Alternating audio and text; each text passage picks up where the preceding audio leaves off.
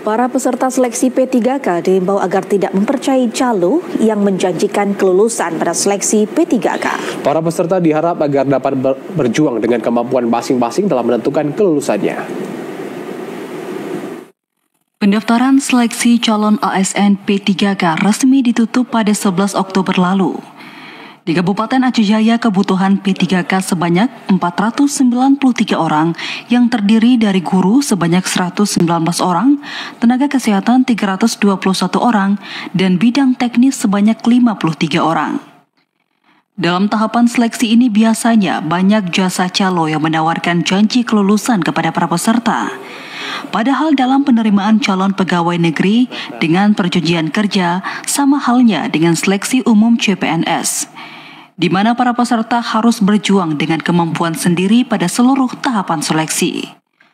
Hal yang sama juga berlaku untuk calon guru P3K di lingkup Dinas Pendidikan Aceh Jaya.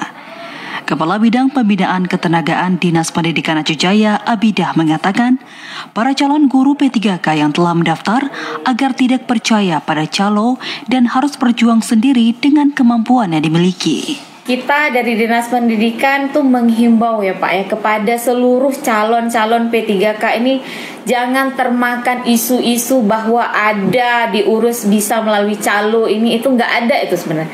Tidak ada. Itu murni CAT. Mereka siapkan administrasinya oke, lengkap. Terus baru melalui tahapan-tahapan, kalau lulus ya rezeki, kalau enggak berarti nggak ada. Tidak ada calo-calo, itu nggak ada.